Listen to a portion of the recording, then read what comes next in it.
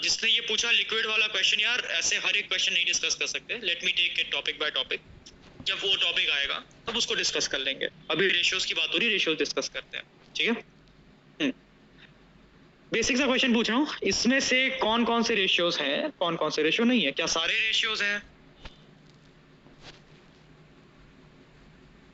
Second and third ratios.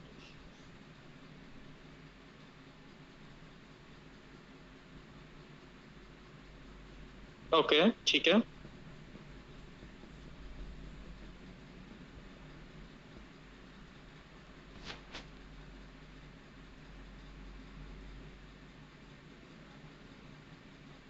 Cool,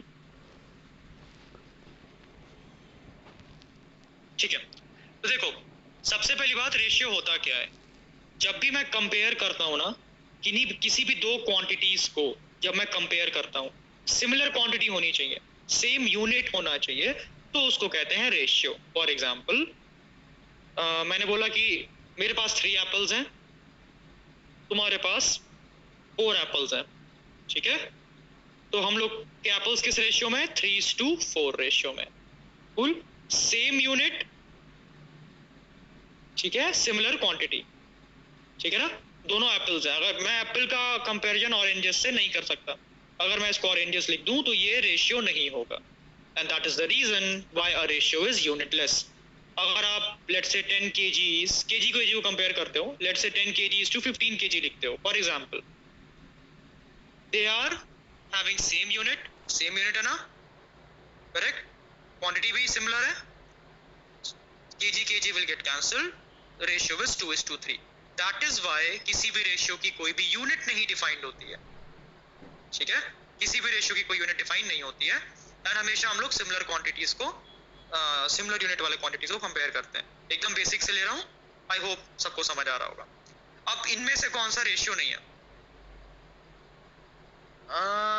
मौसम, हाँ, ratios का एकदम बेसिक से क्लास ले रहा है, तो डोंट वरी एट ऑल। मौसम फर्स्ट क्लास है, कोई दिक्कत नहीं होगी, डोंट वरी, ठीक है।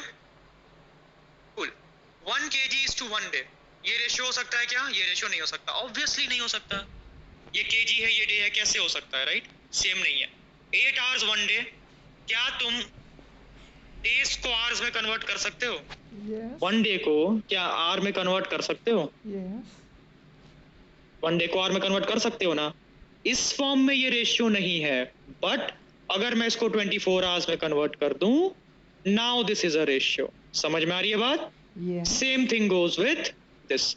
इस फॉर्म में ये रेशियो नहीं है, बट अगर मैं इसको 1 kg अपॉन हाफ kg लिख दूं, दिस इज 2:1, अब ये रेशियो है। समझ में आ गया? Yes. ठीक है, ठीक है। तो रेशियो क्या होता है, ये सबको समझ में आ गया होगा, बेसिक, ठीक।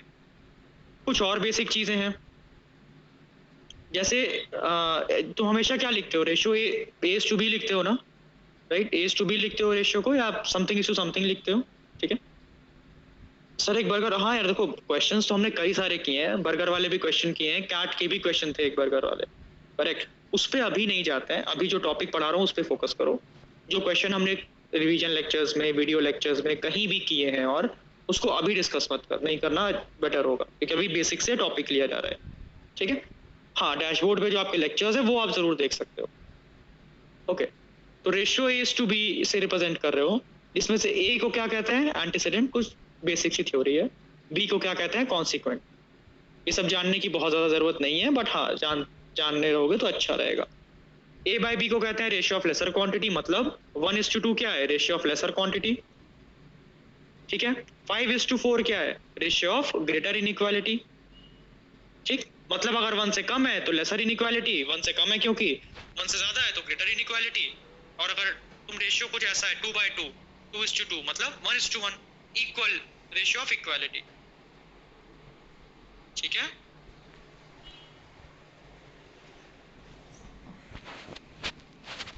ठीक है ना, इसमें कोई डाउट नहीं है ना किसी को भी? क्लियर है?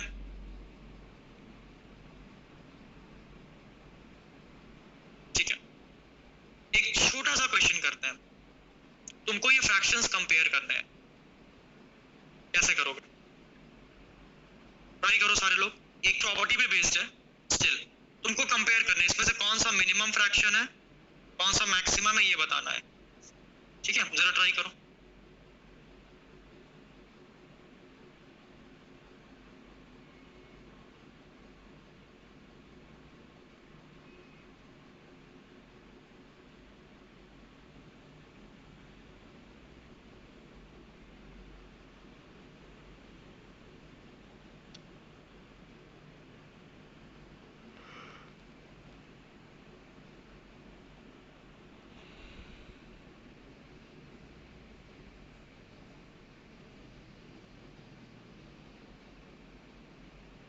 सेम कर देंगे डिनोमिनेटर, हाँ बिल्कुल वो एक तरीका है। और कोई आसान तरीका?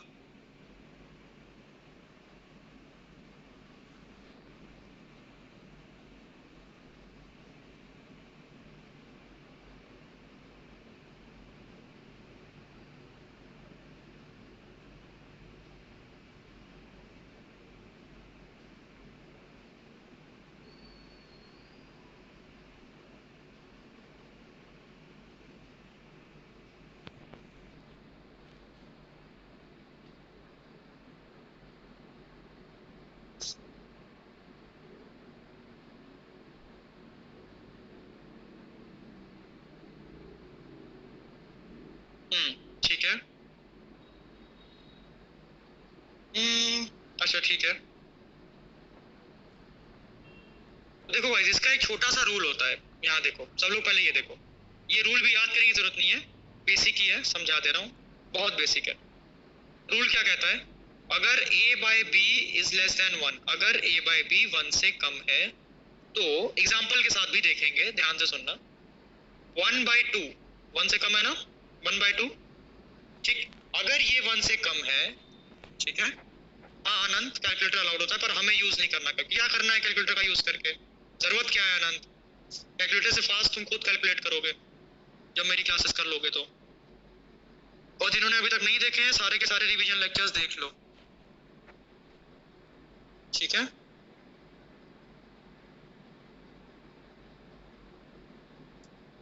ठीक है ना?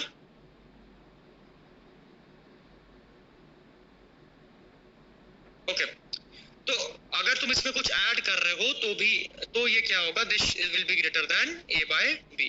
मतलब इसमें लेट से मैं 2 ऐड करता हूँ, या मान लो इसमें 1 ऐड करता हूँ, ठीक है, तो 1 + 1 2, 2 + 1 3, ठीक है, तो ये वैल्यू हमेशा बड़ी होगी इस वैल्यू से, this will be greater then 1/2। Simple सा कंसेप्ट है, ठीक, समझ में आ रही है बात? अगर ये 1 से कम है, इसमें तुम ऊपर नीचे कुछ भी ऐड करो, ऐड करने के बाद this value will always be greater than 1/2। बहुत सिंपल सी बात है।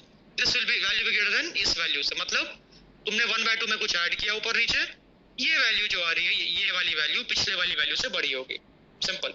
और अगर इसका उल्टा है, मतलब अगर a बाय b तुम्हारा 1 से बड़ा है, तो क्या होगा देखो, अगर a बाय b मान लो तुम्हारा 5/4 है, इसमें मैं 2 2 ऐड करता हूँ, 7/6 आएगा, ठीक है ना। 5/4 में अगर मैं ऊपर भी 2 ऐड कर दिया, मैंने नीचे भी 2 ऐड कर दिया, तो 7/6 आएगा। 7/6 विल बी ग्रेटर देन, यहाँ पे क्या था, 2/3 will be greater then 1/2, 7/6 will be smaller than 5/4, ठीक है। ये एक सिंपल सी प्रॉपर्टी है, बस मैं प्रॉपर्टी बता रहा हूँ तुम लोग को एज ऑफ नाउ, और कुछ नहीं, ठीक है। एनीवेज, ये एक छोटी सी प्रॉपर्टी, इसी प्रॉपर्टी का यूज करते हैं हम लोग। तू बस समझाने के लिए ऐड किया, तुम कुछ भी कर सकते हो, इसी प्रॉपर्टी का हम लोग यूज करते हैं इस क्वेश्चन में। मान लो तुमको ये क्वेश्चन, अच्छा चलो इस क्वेश्चन के अलावा मान लो पहले ये क्वेश्चन करो, जैसे ये क्वेश्चन दिया है 11/12, 12/13, 13/14, 14/15, ये क्वेश्चन दिया हुआ है, ठीक है। अब 11/12 और 14/15 में मुझे कंपैरिजन करना है। क्या करना है? 11/12 और 14/15 में कंपैरिजन करना है। कैसे करोगे? क्या 11/12 इज लेस देन 1? 1 से कम है ना। 11 + 3 3 ऐड करो, 11 + 3 14, 12 + 3 15, ठीक है, दोनों में 3 3 ऐड किया। प्रॉपर्टी के अकॉर्डिंग क्या होगा? प्रॉपर्टी के अकॉर्डिंग अगर तुमने 3 ऐड किया है, तो ये जो वैल्यू बनेगी 14/15, ये वैल्यू हमेशा बड़ी रहेगी 11/12 से। ठीक, सिंपल सी प्रॉपर्टी है। ये 1 से कम था, तुमने इसमें भी 3 ऐड किया, इसमें भी 3 ऐड किया, ये जो नया वैल्यू बन रहा है this will be greater then पुराना वैल्यू, तो ये तुम्हारा मैक्सिमम हो जाएगा, ये तुम्हारा लीस्ट हो जाएगा। ठीक है, समझ में आई बात? वो मैक्सिमम हो गया और वो लीस्ट हो गया। कूल, समझ में आ रहा है? इसी का उल्टा होगा इसमें, सेम इसका उल्टा, डिट्टो इसका उल्टा इसमें होगा। यहाँ पे देखो, ये 17/16 था, ये पहले से ही 1 से बड़ा है, इसमें जब ऐड करोगे और ये वैल्यू जो तुम्हारे पास आएगी, ये जो नई वैल्यू आएगी, इसमें जस्ट एग्जैक्टली अपोजिट चीज होगी। ठीक है, 20/19 तुम्हारा लोवेस्ट होगा, 17/16 तुम्हारा हाईएस्ट होगा। एक बार फिर से शुरू से सुन लो सब लोग, बहुत ही बेसिक से बता रहा हूँ, शुरू से एक बार सुन लो। तुम्हारे पास कोई फ्रैक्शन दिया हुआ है, वो फ्रैक्शन 1 से कम है। एक एग्जांपल के लिए मैंने 1/2 ले लिया। ठीक है, तुम्हारे पास एक फ्रैक्शन दिया हुआ है 1/2 जो कि 1 से कम है। अब तुमको ये बताना है कि 1/2 और लेट से 3/4 में कौन बड़ा है, तुमको ये बताना है। तुम लोगों को वैल्यूज तो पता ही है, ये 0.5 होता है, ये 0.75 होता है, वैल्यूज पता है ना। तुम लोगों को ये भी पता है कि भाई 3/4 बड़ा है, दिस यू गाइज नो।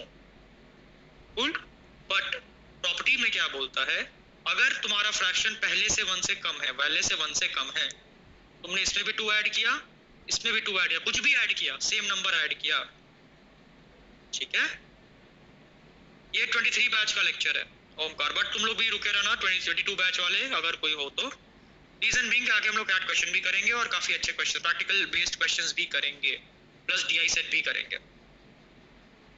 ठीक है, तुमने इसमें भी 2 ऐड किया, इसमें भी 2 ऐड किया, तो तुम्हारा 3/4 बनता है, and 3/4 will be greater then 1/2। ठीक है ओमकार, मुझे बताओ क्या डाउट आ रहा है, इतने बेसिक से बता रहा हूँ, इसमें मुझे बताओ तुम्हें कहाँ डाउट आ रहा है, बताओ। नहीं हिरीश, डिफरेंट नंबर नहीं ऐड कर सकते, सेम नंबर ऐड करना पड़ेगा। ओमकार मुझे बताओ कहाँ पे डाउट आ रहा है, जिसको भी डाउट आ रहा है मुझसे पूछो कहाँ डाउट आ रहा है। बहुत ही बेसिक चीज बता रहा हूँ यार, अभी तो एक प्रॉपर्टी बता रहा हूँ, प्रॉपर्टी रटना ना पड़े इसलिए तुमको एक्सप्लेन कर रहा हूँ। ओमकार इसके पहले लेक्चर नहीं है, इसकी तो पहला लेक्चर है रेशियोज पे, अभी तो रेशियो शुरू किया है। ठीक है, तुमको पता कैसे चलेगा 1 से कम है, अगर 11/12 है ये 1 से कम है ना, अगर 13/12 होता तो 1 से ज्यादा होता। ठीक है ना, 17/16 तो 1 से ज्यादा है, इसमें क्या है, ये नंबर 1 से ज्यादा है, इसमें उल्टा होगा, ये नंबर 1 से ज्यादा है, इसमें भी 3 ऐड किया, नीचे भी 3 ऐड किया, तो ये नंबर तुम्हारा इस नंबर से कम हो जाएगा, बस। निकिता वही समझा रहा हूँ, एक बार मैं सबको रीरेस करके समझाता हूँ, ध्यान से सुनो, लास्ट टाइम समझ में आएगा। सिंपल सी बात है, 2 केस हैं, केस 1 केस 2। केस 1 में अगर कोई नंबर a/b 1 से कम है, केस 2 में अगर कोई नंबर a/b 1 से बड़ा है। अगर कोई नंबर a/b लेट्स से 11/12 जो कि 1 से कम है, इसमें ऊपर नीचे मैं सेम नंबर ऐड करता हूँ, ऊपर भी 3 ऐड किया, नीचे भी 3 ऐड किया, तो क्या 14/15 बनता है, कुछ भी सेम ऐड कर रहा हूँ ऊपर नीचे, तो ये नंबर इस नंबर से बड़ा होगा। सिंपल सी बात बोल रहा हूँ। केस 2 अगर पहले से ही a/b 1 से बड़ा है, 17/16 पहले से ही 1 से बड़ा है, इसमें मैं ऊपर भी 3 ऐड करता हूँ, नीचे भी 3 ऐड करता हूँ, ये बनेगा 20/19। अब ये नंबर बड़ा नहीं होगा, ये नंबर 17/16 से छोटा होगा, ये नंबर इससे बड़ा होगा, ये नंबर इससे छोटा होगा। समझ में आ गया? क्लियर है? अभी भी कोई डाउट?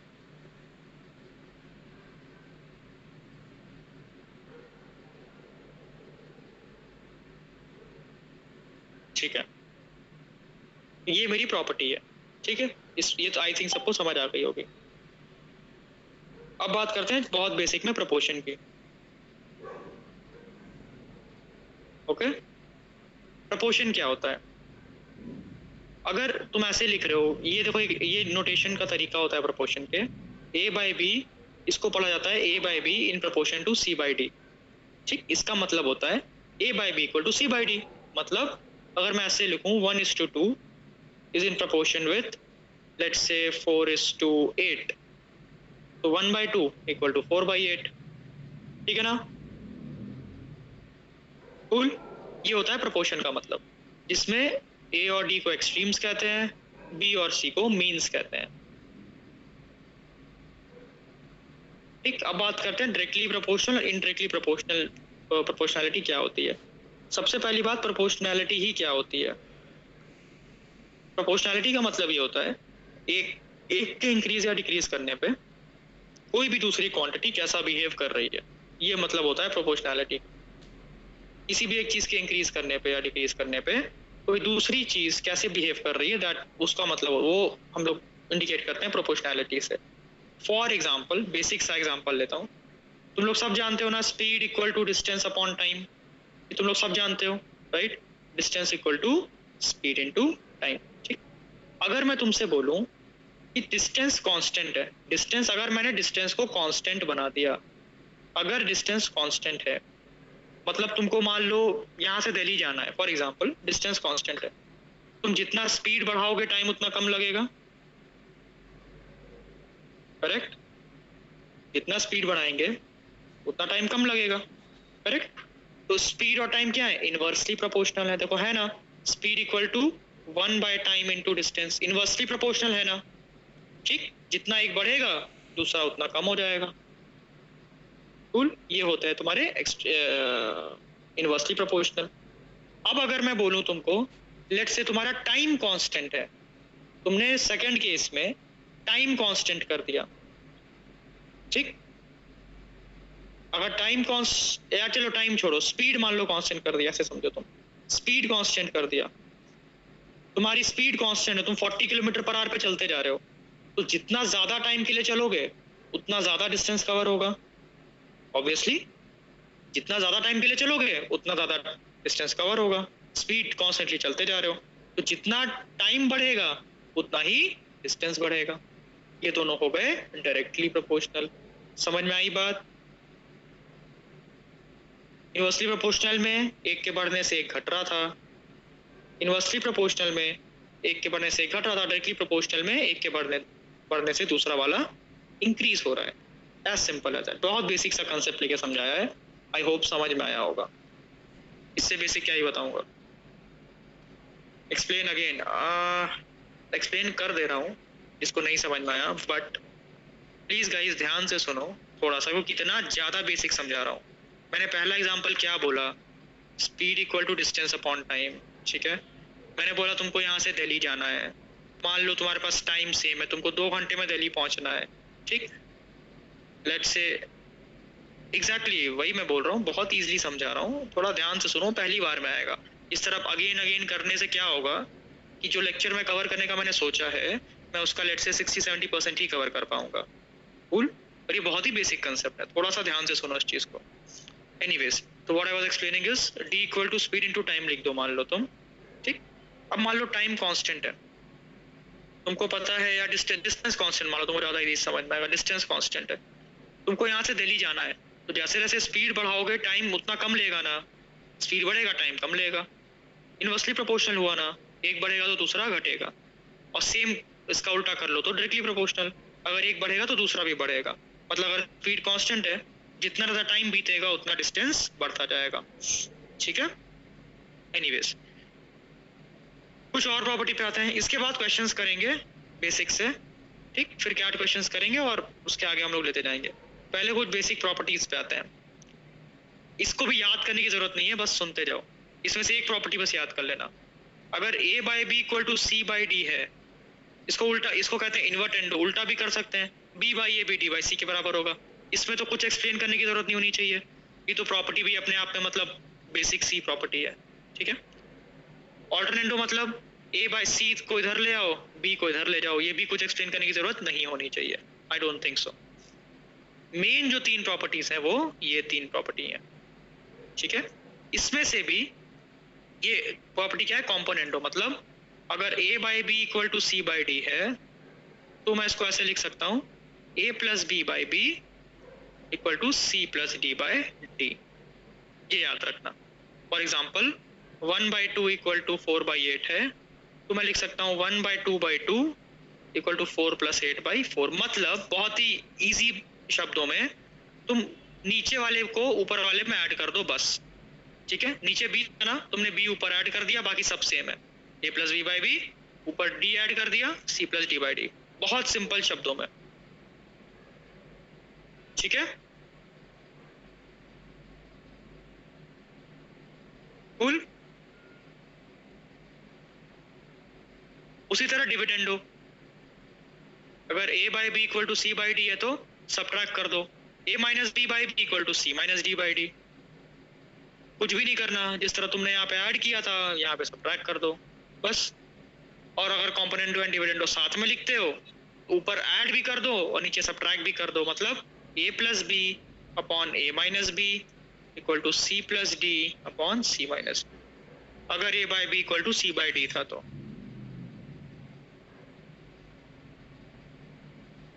ठीक है,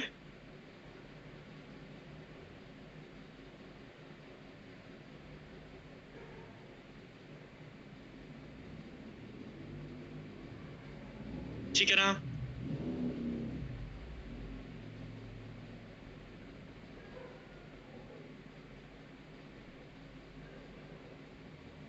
ठीक है, ऑसम। बहुत बेसिक चीजें हैं। अब यहाँ से हम लोग शुरू करेंगे अच्छे क्वेश्चंस, ठीक है। पहला क्वेश्चन कैट का करेंगे। जो प्रॉपर्टी मैंने बताई है उस प्रॉपर्टीज का ध्यान रखना। एक प्रॉपर्टी और मैं बता दे रहा हूँ लास्ट, उसके अलावा कुछ जाने की जरूरत नहीं है। यहीं पे अगर मैं इसको ऐसे लिखूं, if a by b equal to c by d equal to e by f equal to g by h, ऐसे करके लिख दूं, ठीक है। तो ये बराबर होगा a plus c plus e plus g divided by p plus d plus f plus h के। इसका रीजन बहुत ही सिंपल रीजन है। देखो, अगर मैं इन सबको k के बराबर मान लूं तो क्या a इक्वल टू बी के आएगा, क्या c इक्वल टू डी के आएगा, क्या e इक्वल टू एफ के आएगा, और क्या g इक्वल टू एच के आएगा। इन सबको यहाँ रिप्लेस कर दो तो वही बन गया ना, b के d के f के h के, k कॉमन आ गया, ठीक है।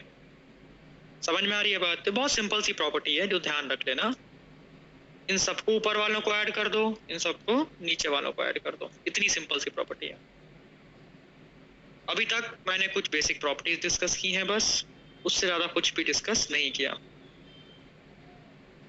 आई रियली होप इसमें कोई दिक्कत नहीं होगी आप लोग को, ये बहुत ही बेसिक चल रहा है।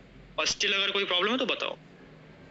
साक्षी, जब भी फ्रैक्शन, उसके हम लोग बाद में बात करेंगे, वो सब बाद में बात करते हैं, कहाँ कैसे यूज होगा, वो बहुत ही बेसिक यूज होते हैं, कभी कभी चीजें यूज होती हैं सब।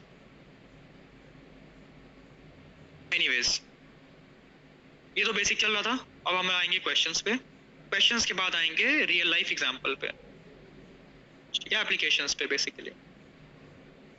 चलो, पहला क्वेश्चन कैट का क्वेश्चन है, ध्यान से सॉल्व करना। 2-3 मिनट दे रहा हूँ, आराम से करो, आंसर बताओ मुझे, करो और आंसर बताओ।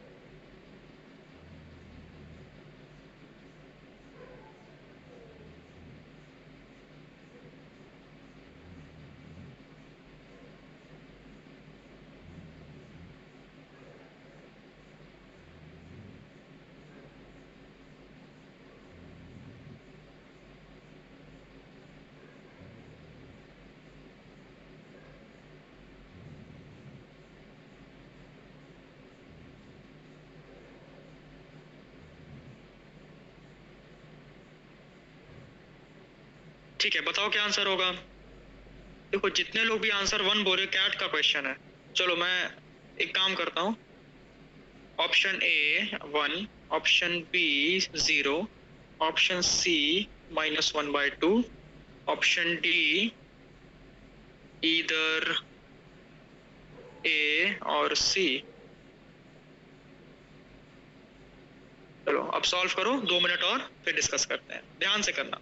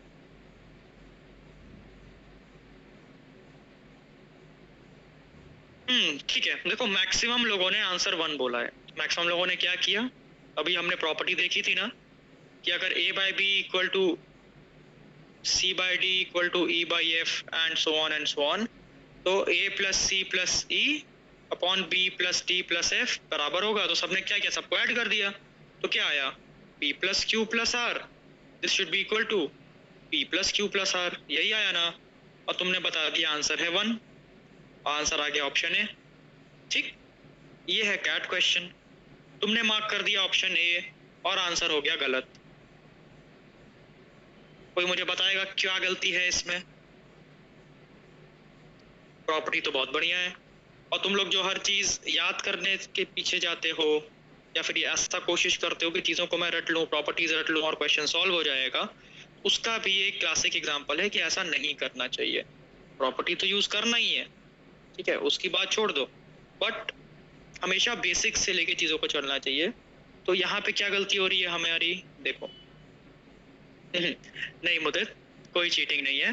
मैं बस ये समझाना चाह रहा हूँ कि कोई भी टॉपिक तुम लोग पढ़ो और मेरे कोई भी तुम लोग वीडियोस भी देखना रिवीजन लेक्चर्स में, इसीलिए मैं बहुत ज़्यादा बेसिक्स पे फोकस करता हूँ, ना कि फॉर्मूलेस पे। That is the only reason. फॉर्मूले से तुम्हारा एक आंसर आएगा, और अगर तुमको पूरा डिटेल में कोई चीज़ नहीं पता रहेगी तो तुम्हें मैक्सिमम चांस में गलती हो जाएगी। दैट इज़ वाई बेसिक से चीज़ों को देखो, बेसिक से हर एक कंसेप्ट क्लियर रखो अपना, कोई इशू नहीं आएगा कभी। ठीक, मुस्कान, मैंने तो नहीं बोला प्रॉपर्टी एप्लीकेबल नहीं है, प्रॉपर्टी एप्लीकेबल बिल्कुल है, बट उसमें एक कैच है। कैच क्या है, देखो तुमने प्रॉपर्टी यूज की, प्रॉपर्टी यूज करके आंसर 1 दे दिया, बहुत बढ़िया, गलत नहीं है इसमें कुछ भी। पर अगर मान लो इस प्रॉपर्टी में ये तुमने जो बनाया है इसको, क्या p plus q plus r equal to 0 हो सकता है? इस केस में क्या p plus q plus r 0 हो सकता है? नहीं हो सकता। अगर p plus q plus r 0 हो जाएगा तो ये 0/0 फॉर्म ले लेगा अकॉर्डिंग टू दिस प्रॉपर्टी, ले लेगा ना 0/0 फॉर्म। ठीक, और 0/0 फॉर्म डिटरमाइन नहीं की जा सकती। ठीक है, एग्जैक्टली मुस्कान, इसीलिए मैं बार बार बोलता हूँ। और आगे भी कोई भी टॉपिक्स आप लोग देखोगे ना, चाहे वो रिवीजन वीडियोस हो, चाहे वो कोई वीडियोस हो, कुछ भी हो अब, और हाँ everyone please do watch those revision videos, काफी हेल्प करेंगे आपको both in DI and arithmetic, they will help you a lot. ठीक है, विदाउट फॉर्मुलेस कैसे क्वेश्चन सॉल्व करने हैं बेसिक से कैट लेवल तक के, काफी हेल्प करेंगे तुम्हें। ठीक है, ठीक, प्रियांशी पूरा समझाने तो दो। देखो प्रियांशी एंड हिरीश और हिरिशी, और थैंक यू मदद, बाकी सब लोग भी देख लो, that will help you a lot. ठीक, मैंने ये बोला अगर ये 0 हो जाए, तुमने ये प्रॉपर्टी जो यूज की है, इससे तुम्हारा क्या बन रहा है, p plus q plus r ऊपर बन रहा है, सबको ऐड कर दिया, नीचे भी p plus q plus r बन रहा है, कैंसिल कर दिया, आंसर आ गया 1, है ना। मैं बोल रहा हूँ अगर p plus q plus r की वैल्यू ही 0 हो, अगर ये वैल्यू ही 0 हो तब आंसर 1 नहीं आएगा, ठीक है। तब क्या आंसर आएगा? ओके ऋषि, तब क्या आंसर आएगा? देखो अब p plus q plus r अगर 0 हो तो क्या होगा, ठीक है। तो ऐसे वैल्यूज एज्यूम कर देते हैं कि p plus q plus r 0 हो, तो p plus q plus r equal to 0 कब होगा? कोई भी वैल्यूज एज्यूम कर लो, या वैल्यू मत भी एज्यूम करो तो भी चलेगा। तो p अगर ये 0 है तो p upon q plus r minus p क्या हो जाएगा? p upon q plus r की वैल्यू हो जाएगी माइनस पी के बराबर, -2p, दिस इज -1/2। तो अगर ये 0 होगा तो आंसर विल बी -1/2, अगर ये 0 नहीं होगा तो answer will be 1, hence answer will be D, either A और C। एग्जैक्टली मुस्कान, तभी तो बात हो रही है मुस्कान। देखो फिर से सुनो एक बार, Muskan p plus q plus r define नहीं हो सकता, अनडिफाइंड होता है, ठीक। इसमें हम लोग क्या करते हैं, लिमिट्स का कंसेप्ट यूज करते हैं, अगर तुमको पता होगा तो। ये बाकी लोग के लिए नहीं है, इसका कोई जरूरत नहीं है, बस एक पॉइंट समझा रहा हूँ मुस्कान को। लिमिट्स का कंसेप्ट यूज करते हैं करेक्ट वैल्यू निकालने के लिए, ठीक है ना। अब अगर मैं इस प्रॉब्लम की बात करूं, ये प्रॉब्लम तुमको दे रखा था, क्या यहाँ पे p plus q plus r 0 था? ऐसा कुछ दिया था? नहीं दिया था ना। दो केस बनेंगे ना, एक तो अगर 0 नहीं होगा, 0 नहीं होगा तो भाई आंसर है 1, बन गया। अगर 0 होता है तो आंसर क्या है? 1/2। कूल। अब नॉट, तुमने क्या बोला, 0/0 क्या होता है? नॉट डिफाइंड होता है, और उसकी वैल्यू तो हम लोग निकाल सकते हैं ना लिमिट्स का यूज करके, राइट। एनीवेज, तो गाइस सबको क्लियर हुआ क्यों इसका आंसर ऑप्शन डी है और ऑप्शन ए नहीं है? इसीलिए जब भी आप लोग आंख बंद करके फॉर्मूला यूज करोगे, प्रॉपर्टी यूज करोगे, मैक्सिमम चांसेस है कि आप लोग गलत करोगे। एंड इसीलिए हर बार कोशिश करना कि प्रॉपर्टी यूज करो, ठीक है, मनाही नहीं है, पर बेसिक्स को ध्यान में रखते हुए, ठीक है। वंशिका लास्ट में कुछ नहीं किया, मैंने p plus q plus r को 0 मान लिया। हाँ आकाश कर सकते हो, p plus q plus r को 0 मान लिया, ठीक। अब अगर ये 0 है तो क्या q प्लस आर की वैल्यू माइनस पी के बराबर होगी? q plus r equal to minus p होगा, होगा ना। तो p अपॉन -2p, ठीक है। हाँ विज्ञान क्यों नहीं हो सकती? क्या ऐसा लिखा है कि p क्यू आर और नेगेटिव नहीं हो सकता? ऐसा कहीं लिखा है क्या क्वेश्चन में कि p क्यू आर नेगेटिव नहीं हो सकता? नहीं लिखा है ना, ठीक है। अब ये क्वेश्चन सॉल्व करो। Again I am giving you 2 to 3 minutes, 2 से 3 मिनट दूंगा, म्यूट पे आराम से सॉल्व करो, फिर डिस्कस करते हैं।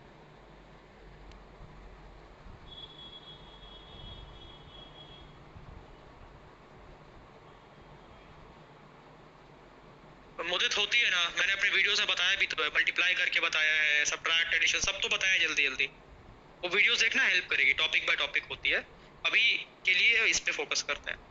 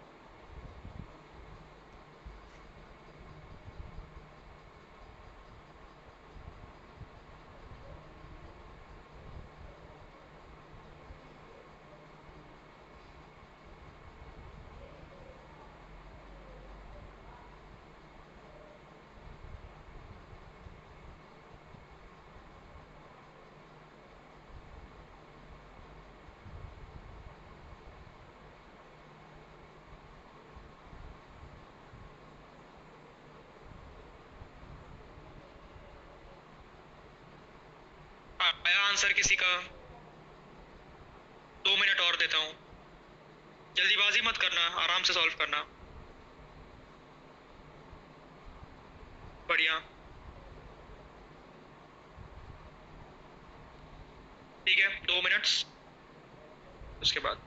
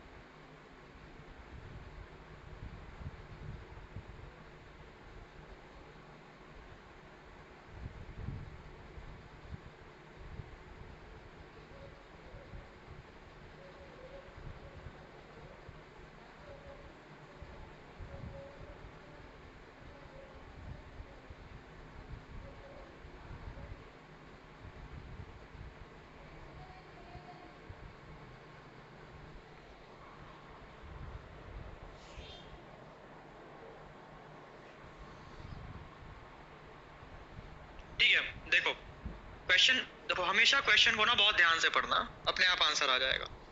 Ratio between two numbers is third prime number two the fourth prime number. ठीक है, तो दो नंबर का रेशियो दिया हुआ है, क्या दिया हुआ है कि तीसरा प्राइम नंबर कौन सा होता है, 5 होता है, चौथा प्राइम नंबर क्या होता है, 7 होता है। तो मतलब तुमको दो नंबर का रेशियो दे रखा है 5:7। ठीक है, what number must be added, ऐसा क्या नंबर ऐड करें कि रेशियो क्या बन जाए, 7:9 बन जाए। ऐसा क्या ऐड करूं मैं इसमें कि रेशियो क्या बन जाए, 7:9 बन जाए। ठीक, एंड सम ऑफ टर्म्स 112 हो जाए। मतलब अगर 7:9 बना है तो 7x प्लस 9x कितना हो जाए, 112। ठीक है, इसमें कोई डाउट तो नहीं किसी को, बेसिक है, क्लियर है। ठीक, x की वैल्यू आ गई 7, ये वैल्यू आ गई 49, ये वैल्यू आ गई 63। तो मतलब दो नंबर्स थे, ये दो नंबर्स थे इस रेशियो में, मैंने उसमें कुछ ऐड किया, ऐड करने के बाद एक नंबर 49 बन गया, एक नंबर 63 बन गया, उनका रेशियो बन गया 7:9, उनका सम बन गया 112। ये क्वेश्चन है, बेसिक सा क्वेश्चन है ना, इसमें कोई doubt I don't think so होना चाहिए। अब तुमको निकालना है कि मैंने ऐड कितना किया। ठीक है, तो नंबर कितना था, 7x था ना, मैंने 7x में कुछ ऐड कर दिया, लेट से y ऐड कर दिया, तो कितना बन गया, सॉरी नंबर क्या था, 5x था ना, मैंने नंबर 5x में कुछ ऐड कर दिया, लेट से y ऐड कर दिया, तो क्या बन गया 49। नंबर क्या था, 7x था ना, मैंने 7x में भी वही y ऐड कर दिया, तो नंबर क्या बन गया 63। सॉल्व कर लो, y की वैल्यू आ गई 14। सिंपल। होपफुली इसमें किसी को भी कोई डाउट नहीं होगा, अब सबको ये क्लियर होगा। Easy question, basic question, ratio का बेस क्लियर करने के लिए आगे बढ़े। ठीक है, नेक्स्ट क्वेश्चन, इसके मैं दो मेथड्स बताऊंगा आपको सॉल्व करने के। ठीक है, आप अभी एक शॉर्टकट मेथड होगा और एक होगा कन्वेंशनल अप्रोच। पहले खुद से ट्राई करो आप सब, मुझे आंसर बताओ। अगेन टेक 2 मिनट्स, ट्राई करो, गलती मत करना बस।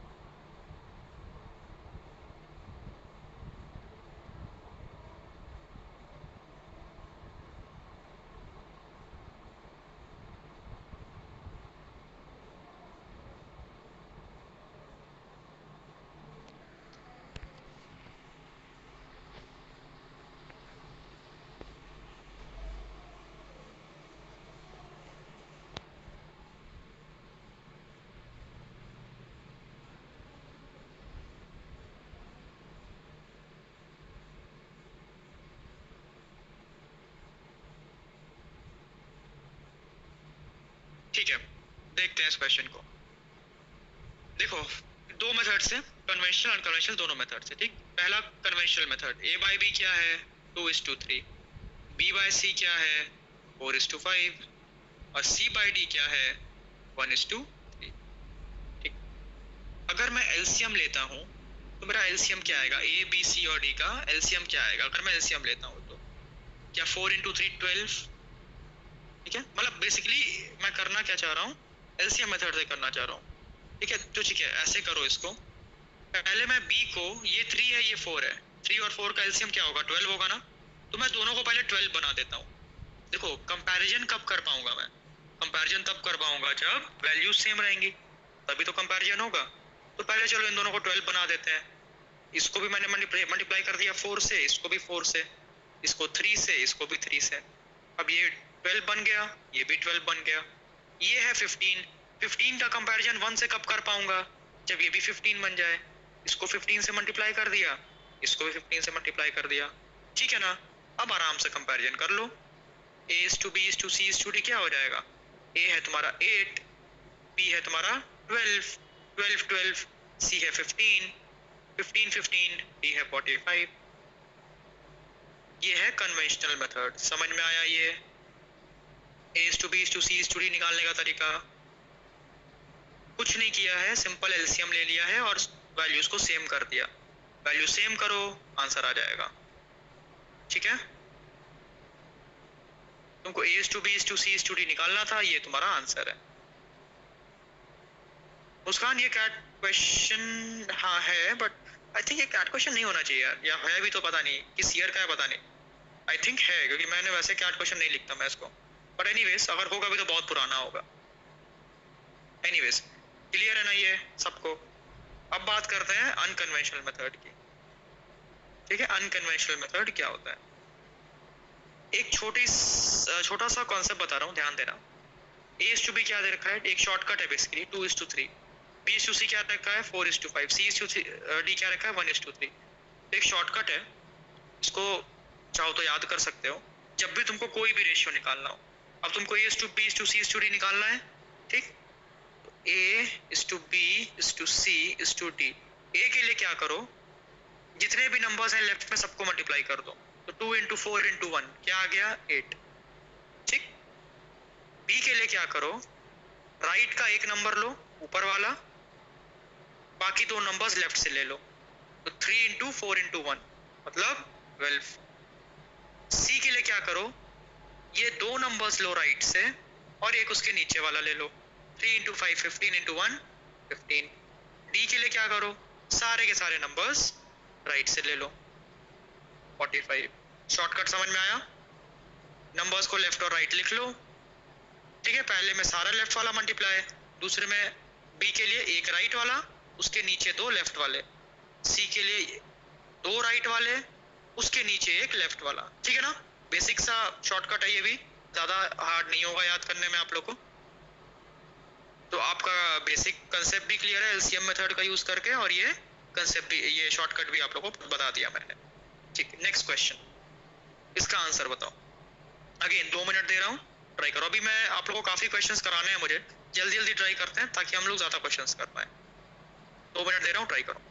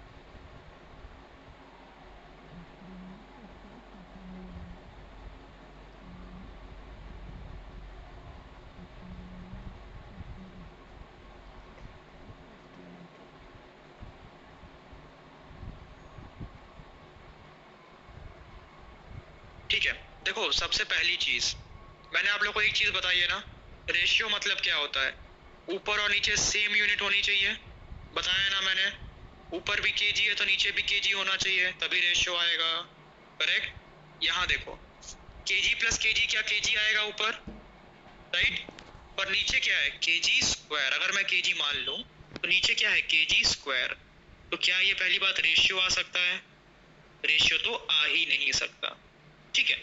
इसके बाद भी अगर हम लोग ट्राई करें आंसर निकालने का, तो कुछ लोग मुझे ये बोलेंगे कि ठीक है सर मैंने ए को 4 डाल दिया, बी को 5 डाल दिया और वैल्यू निकाल ली, बोल सकते हो ना, ए को 4 डाल दिया, बी को 5 डाल दिया, वैल्यू तो आ जाएगी, तो आप क्यों कह रहे हो आंसर नहीं आ सकता, रीजन बीइंग वहां पे इन्फिनिट आंसर्स पॉसिबल है, तुम एक बार ए को 4 डाल दो, बी को 5 डाल दो तो एक आंसर आ जाएगा, तुम ए को 8 भी डाल सकते हो, बी को 10 भी डाल सकते हो, तुम ए को 12 भी डाल सकते हो, बी को 15 भी डाल सकते हो, समझ रहे हो मेरी बात, अलग अलग वैल्यूज डालते जाओ, अलग अलग आंसर्स आते जाएंगे। एक तरीका और इसको देखने का, 4a plus 3b upon 3a square plus 2b, अगर मैं पूरे को a से डिवाइड कर दूं, पूरे को, तो क्या बनेगा 4 plus 3 times b by a upon 3a plus 2 times b by a, b by a, b by a, ये एक यूनिक वैल्यू है, ये दोनों वैल्यूज यूनिक वैल्यूज है ना, पर a की वैल्यू इनफाइनाइट वैल्यूज पॉसिबल है, that is why infinite answers possible है, समझ में आ गया, रेशियो भी नहीं बन रहा है, पहली चीज, दूसरी चीज ए बी की अलग अलग वैल्यूज पे अलग अलग आंसर्स आएंगे, ठीक है। सेकेंडली डिवाइड करके भी देखोगे ए की तुम्हारी इनफिनिट वैल्यूज पॉसिबल आएंगे। निकिता अगर तुम डालना चाहो तो ए को 4 और बी को 5 डाल सकते हो ना, एज्यूम कर सकती हो ना, उसी तरह ए को 10 8 इस तरह से वैल्यूज एज्यूम कर सकती हो ना, रेशियो सेम मेंटेन करते हुए, ठीक है। ऐसा तो नहीं दे रखा ना ए इक्वल टू 4 तो नहीं दे रखा है तुमको, तुमको रेशियो दे रखा है। एनीवेज अब करते हैं कुछ एप्लीकेशन बेस्ड क्वेश्चंस, ठीक है, मुझे तभी तो पढ़ा रहा हूँ मैं ताकि चले, अगेन मैं तुम लोग को 2 मिनट दे रहा हूँ, क्वेश्चन ट्राई करो फिर डिस्कस करते हैं, ठीक, तो उससे 3 मिनट दे रहा हूँ, उस क्वेश्चन के लिए 3 मिनट दे रहा हूँ, इनफैक्ट ट्राई करो।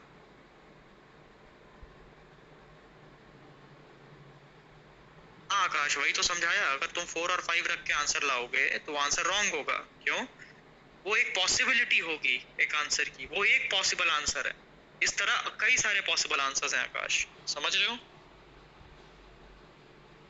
दिशा answer is can not be determined, ठीक है ट्राई करो।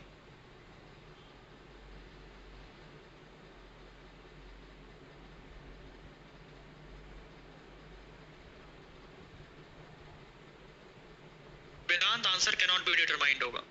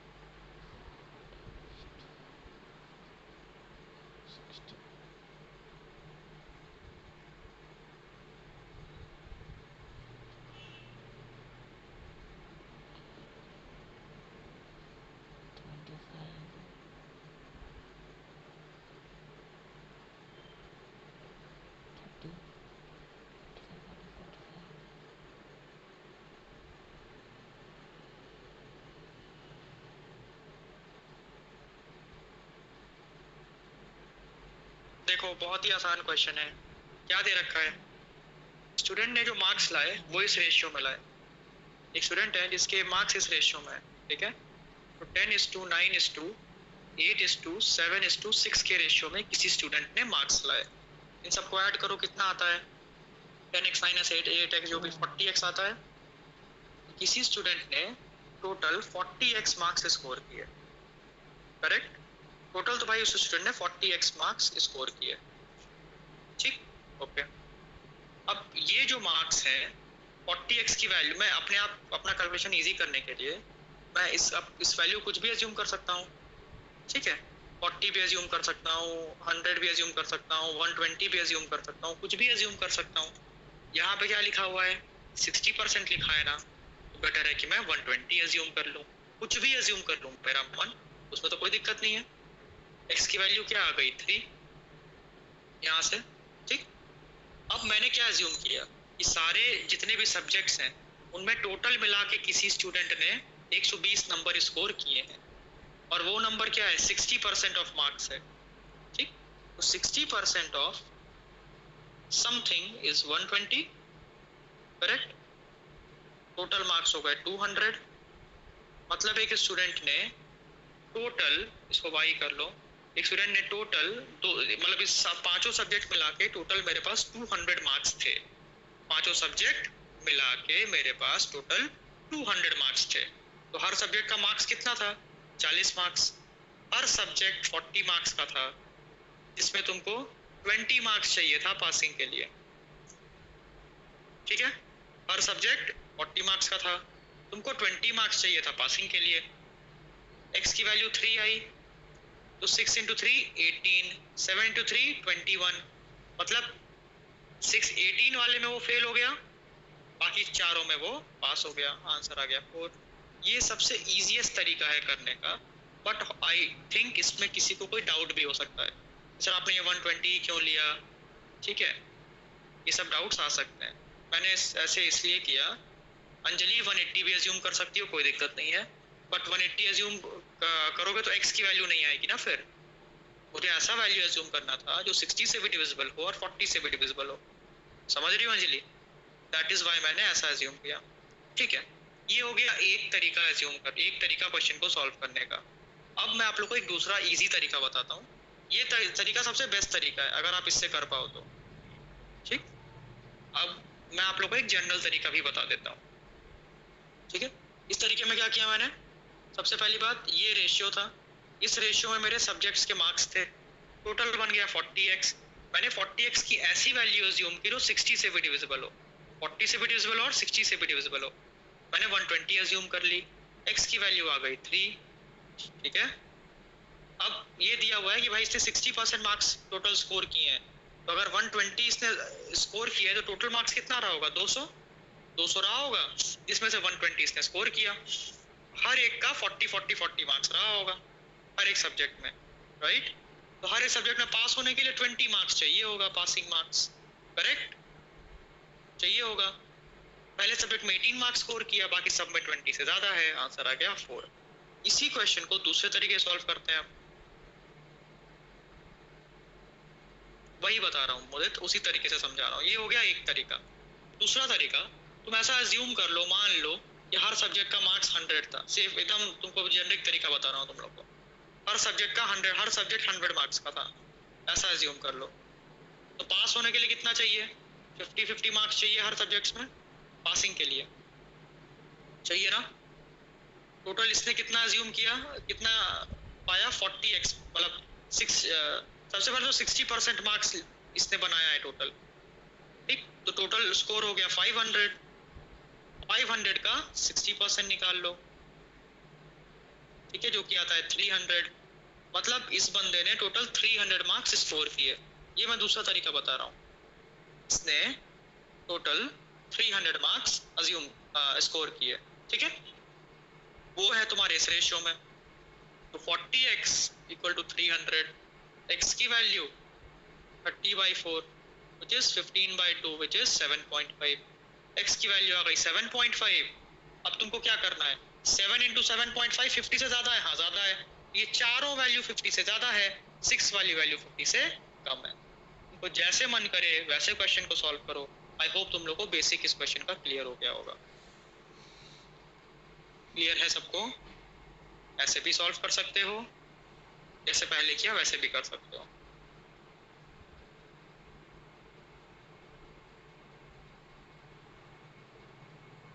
ठीक है, नेक्स्ट क्वेश्चन ट्राई करो। अगेन 2 से 3 मिनट दे रहा हूँ, आराम से ट्राई करो।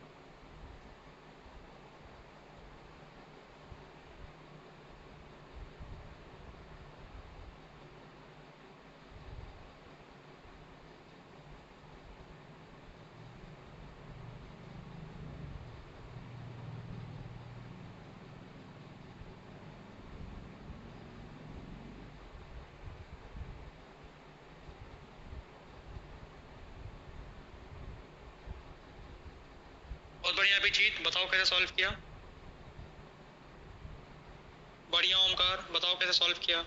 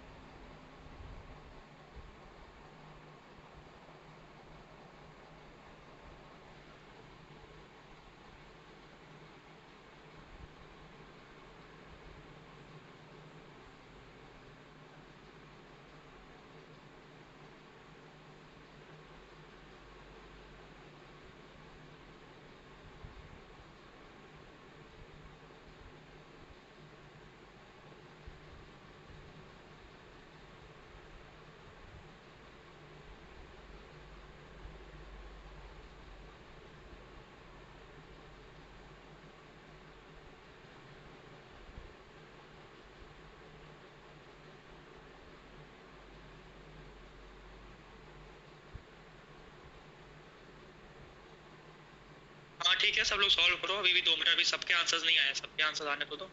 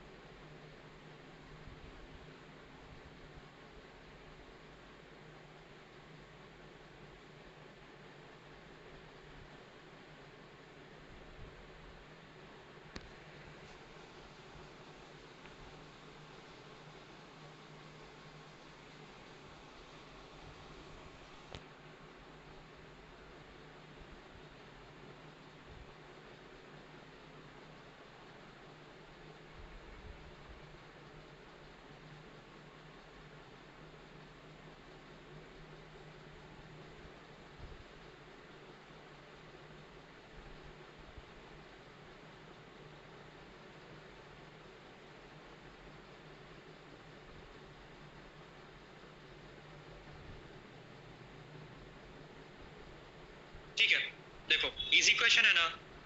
क्या दे रखा है, वेट तुमको दे रखा है, कॉस्ट क्या हो जाएगा 1:4:9:16 इस रेशियो में हो जाएगा, करेक्ट हो जाएगा ना। दे रखा है कि स्क्वायर इसका है, the square of its weight. तुम्हारा अगर वेट ये दे रखा है तो कॉस्ट तुम्हारा ये हो जाएगा, राइट करेक्ट। अब तुमने मान लिया कॉस्ट इंडिविजुअल क्या है, x 4x 9x 16x, ये तुमने मान लिया, ठीक है। और अगर ये टूटा नहीं था तो वेट कितना था? 4 + 3 7 8 9 10। टूटा नहीं था तो वेट 10x था। तो टूटा नहीं था तो वेट 10x था, तो कॉस्ट कितनी थी? 100x। और टूट गया तो कितनी हो गई? 30x। डिफरेंस क्या आया? 70x = 70,000। बस x की वैल्यू 1 लाख, आंसर आ गया 1 लाख। ओरिजिनल प्राइस थी इसकी 1 लाख। ये आ गया तुम्हारा original price of the diamond which is 10x की वैल्यू। सिंपल सा क्वेश्चन है ना, इसमें तो आई डोंट थिंक सो किसी को भी इशू हुआ होगा। क्लियर? वेट दिया हुआ है, वेट का स्क्वायर कर दिया तो कॉस्ट आ गया। कॉस्ट तुम्हारा ये है, कॉस्ट तुम्हारा 30x है। ठीक है, अगर मान लो कभी टूटा ही नहीं होता तो वेट कितना होता? तो वेट होता 10x, तो कॉस्ट कितना होता? 100x। राइट? अगर टूटता नहीं तो कॉस्ट 100x होता, टूट गया तो कॉस्ट 30x है। 70x की वैल्यू 70,000, x की वैल्यू 1000, 100x की वैल्यू 1 लाख। ठीक है, कर लोगे ये?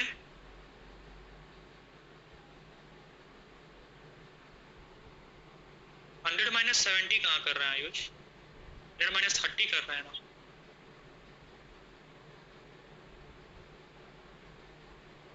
किसी को नहीं समझ में आया क्या ये? अच्छा देखो भाई, फिर से देखो देखो, तुम्हारा सिंपल सा है कि वेट तुमको दे रखा है इस रेशियो में, तुमको दे रखा है। ठीक है, तो मान लिया मैंने वेट्स डायमंड के क्या है। पहले डायमंड का वेट है x, दूसरे का 2x, तीसरे का 3x, चौथे का 4x। टोटल वेट कितना है गाइस? टोटल वेट क्या 10x है ना? ठीक, ये है तुम्हारा वेट। अगर मैं कॉस्ट की बात करूं, इसका कॉस्ट क्या हो जाएगा? स्क्वायर पे डिपेंड करेगा, राइट? ये हो जाएगा तुम्हारा 4x। स्क्वायर भी लिख सकते हो, डायरेक्टली मतलब 4 टाइम्स लिख सकते हो, करेक्ट? या स्क्वायर लिखना तो 4x स्क्वायर, ये हो जाएगा तुम्हारा x स्क्वायर, ये हो जाएगा तुम्हारा 9x स्क्वायर, ये हो जाएगा तुम्हारा 16x स्क्वायर हो जाएगा। ये कॉस्टिंग हो जाएगी डायमंड की। समझ में आ रही है बात? ठीक है, ये कॉस्टिंग हो जाएगी डायमंड की। ये कॉस्टिंग कितनी है? 30x square. पहले कॉस्टिंग कितनी थी? वेट था 10x, तो कॉस्टिंग कितनी थी इसका स्क्वायर, मतलब 100x स्क्वायर। पहले कॉस्टिंग थी 100x स्क्वायर, आज कॉस्टिंग है 30x स्क्वायर। ठीक है, तो मर्चेंट गॉट रुपीज इतना लेस, मर्चेंट को कितना रुपए कम मिला? 70x स्क्वायर ही तो कम मिला। ठीक है, मर्चेंट को कितना रुपीज कम मिला यार? उसको 70x स्क्वायर ही तो कम मिला। This equal to 70,000। बस आ गया आंसर 1 लाख। समझ में आ गया सबको? क्लियर है ना? नेक्स्ट ट्राई करो इस क्वेश्चन को।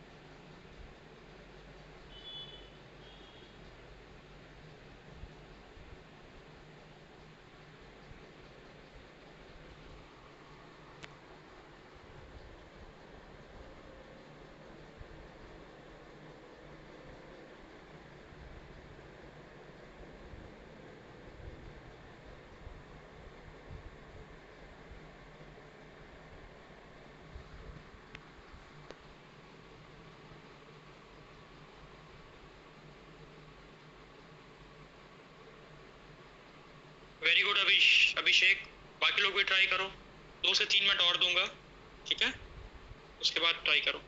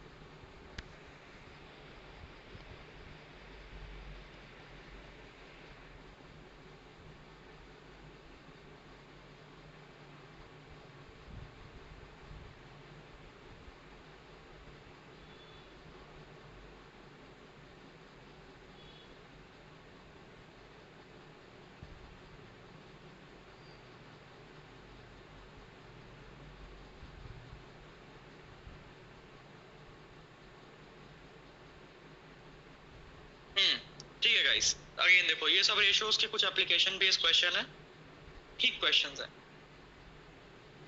कई लोगों ने आंसर डी बोला है, देखते हैं। सेविंग्स का रेशियो दे रखा है, राइट? सेविंग्स का रेशियो दे रखा है ना, करेक्ट? अगर मैं ये अज्यूम कर लूं कि जो सेविंग्स है वो क्या है, 10x, 12x और 33x, ये मेरी सेविंग्स है, ठीक? किसी इंसान ने 75% सैलरी का स्पेंड कर दिया तो उसको 10x सेविंग्स मिली। 75% स्पेंड कर दिया मतलब सेविंग्स कितनी थी? 25% थी। ध्यान से सुनना बहुत, 75% उसने स्पेंड कर दिया। अगर 75% स्पेंड कर दिया तो मतलब कितना बचा? 25% बचा। 25% 10x वैल्यू थी, राइट? तो 25% टोटल वैल्यू का, जो भी टोटल सैलरी था, इस 10x। टोटल सैलरी कितनी है? 40x है। ये समझ में आ रहा है सबको? एक ही टोटल सैलरी 40x है, ये समझ में आ रहा है क्या?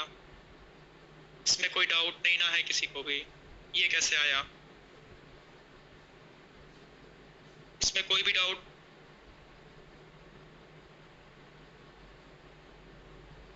ठीक, इसी तरह B की सेविंग्स है 12x, D ने खर्चा किया 80%, तो 20% किसी वैल्यू का 12x है, तो वैल्यू कितनी है? 60x, ठीक है?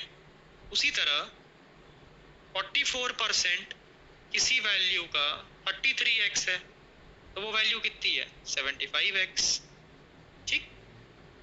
A की सैलरी, B की सैलरी, C की salary, total salary 175x, total salary दे रखी है 350, x की वैल्यू आ गई 2, c की सैलरी है 75 इंटू 2 इज 150। आ गया आंसर 150। समझ में आया ये? सबको क्लियर है ये?